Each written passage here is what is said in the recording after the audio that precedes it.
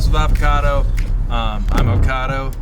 All right, for the left to the right, introduce yourself. That's me. Yes, sir. Alfie. Yeah, Chase Moore. What's up? Illmac. Sick. So. Grass growing, spot serpents with no spine. Jab throwing, dodging bullets from both sides. At the end of my rope, cutting some close ties. Try to dig up dirt on me just to unearth the gold mine. Just a bunch of bros around the hot tub. Yeah, bros and brews. The main thing that like everybody always asks, like especially when I'm like interviewing you, is the whole title match thing that happened with Rone. So Right. I remember when I interviewed you at that studio in downtown, and I remember you being like, I'm so like ready for this. You know, I'm like the most prepared for this than any battle. Hold on. I heard you trying to start a campfire. It's fine. All right. Whatever. All right. So you went into that super prepared, right? Right. Super confident. Yeah. And like I remember you had a plan too about like you're gonna battle this guy and then afterwards battle this guy. Yeah. So I don't know. I guess just Well, I was, contrary to display, I was overly prepared for that battle. Took it super serious. Basically, I was like so confident in my material because I knew it so well, like the most prepared I've been for a battle, that last minute I decided to make some changes that just fucked up like I was, my whole shit. And I told you, I expressed to everyone, was like to bring it back. Like that was my plan when I won the title, though. Yeah, to bring it back to Cali, right? Like my first defense is gonna be in Cali, and I got the okay across the board. Yeah. Until, At home, I told y'all. What up, Philly? We brought it back to the East Coast, like I said I would. Until it came down to it, and it's like, oh, Toronto. So I'm like, all right, we made it happen. And then, the result being whatever. But I was very prepared for that. Yeah. And then last minute just kind of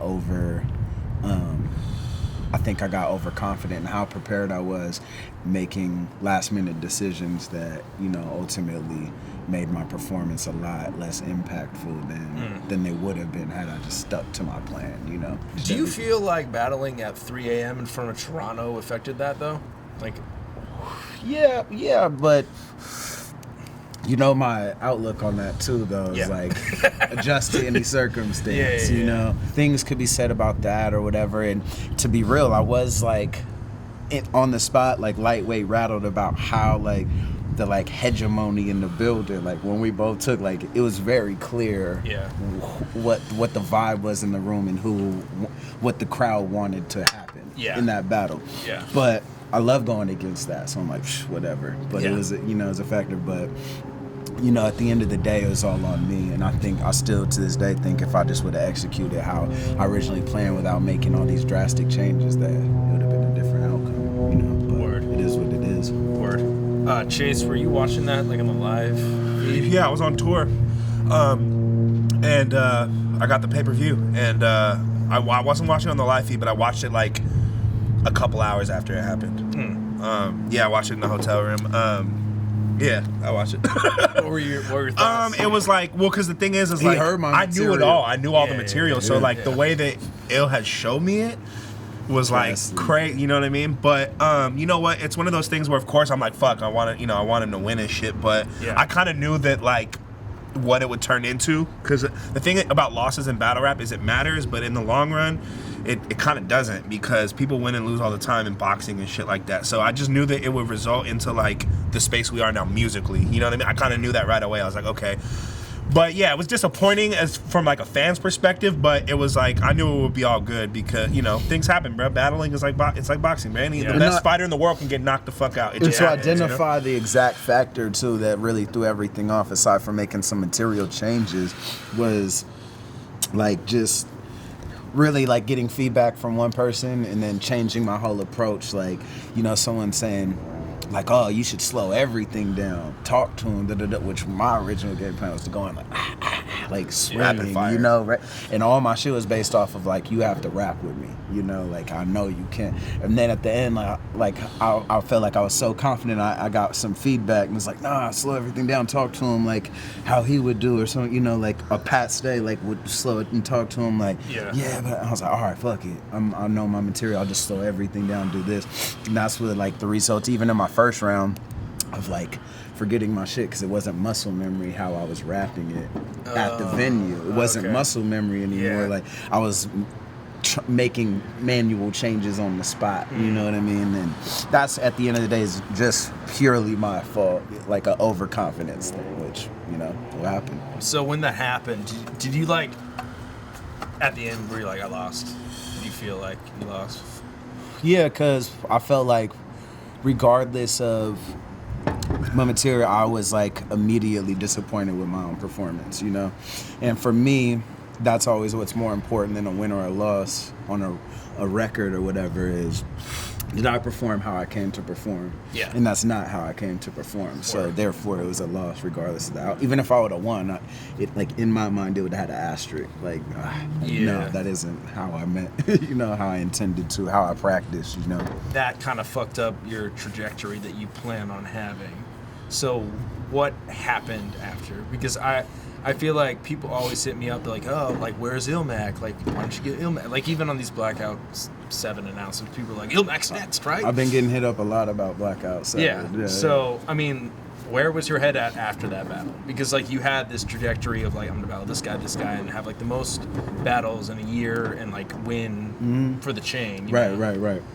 Basically, it just altered everything where I was like, okay, well, now I don't have this responsibility to really be on, you know, like on, because I was going to be like, I'm on guard, like, you know, I'm like putting everything into this, and then, you know, slipping up and then losing. I was like, okay, that's gone. And I think I had already had a planned trip with this fool to make some music or whatever. Came out, stayed for a while, and I was like, I should just stay out here. Like, I've got a one-way, stayed out here for like in LA for like a month or 6 weeks or something, and was like, this fool's, he got a spot out here, and he's like, come through, let's just do this. And I'm like, all right, cool. So then the focus purely became music. Yeah. You know what I mean? I did what people said couldn't be done, like beating Pat in Toronto, and then whatever happened, I'm like, okay, I'm cool with that, I'm at peace with that. I'm like, let's get to this grind, you know, it doesn't stop, just shifted more to music. You know? Well, because also too, like, this is like the first body of music that we ever worked on where there wasn't a battle in between. If you think about all the past shit that we ever did before, there's always battles in between there and shit. Yeah. And I mean, have you ever had like a time when you didn't have a battle on the horizon, I guess? There's been, you know, little months or two, but I've always been pretty closely involved. You know, there hasn't been a year. Yeah. I don't think that I didn't battle. Like after Vendetta, it was a little less than a year, I think, when I battled in England, and then like boom, got right. Then Big K came. Yeah. But aside from that, it's always been like and that was like touring, like when I was touring out there in Europe and shit. But there's always been something like on the horizon. On the plate. Yeah. But this has definitely been the first time where it's just been complete focus on, you know, music. The music and actual career. You know? How does that feel? Like, from like that affects your writing in music, I assume, right? Like not being the battle mindset, or not having that, like, at least in the back of your mind. I think it just kind of like it isn't as complicated, you know. I think there's always, like with battle rap, for me at least, and I know there's other people that feel this way, it's like it's all consuming in a way, you know. Like if you have something on the horizon, it's like I've made songs, released songs while preparing for a battle, but it's a juggling act, you know what I mean? Especially if you want to be great at it. It's like trying to excel and be great at two things at the same time. Yeah. You know, definitely people can do it, you know, and I've tried to maintain a certain level. But once that weight was kind of like gone, I'm like, I feel like there's been leaps and bounds since, just because it was like walls just being broken down. Like, okay, now I can completely focus on this and put my chips into this, you know what I mean? Because battling of music too, they're not related. Like the old stigma, I feel like used to be like cats would be battling and they'd be like, oh, I'm battling to like get my music off and shit. Exactly. But there's really not a correlation between, I mean, there is somewhat, but between like a battle fan and a music fan, they're like it's separate, man, because battling is so niche and shit. And like those cats who are like the fools who are writing on the forums and the fools who are complaining about shit, they're not the cats who are buying the music. Yeah, they're the fools who are bootlegging the pay-per-views and the albums and fucking like that's not the people who are your like, you know. And there's like there's a little crossover. There's the room for sure. in the Venn diagram, you know, but it's two big circles, and then a small interconnected, you know, in the middle as far as the Venn diagram. Yeah, Venn diagramical, you know what I mean? big terms, shit. Smart shit.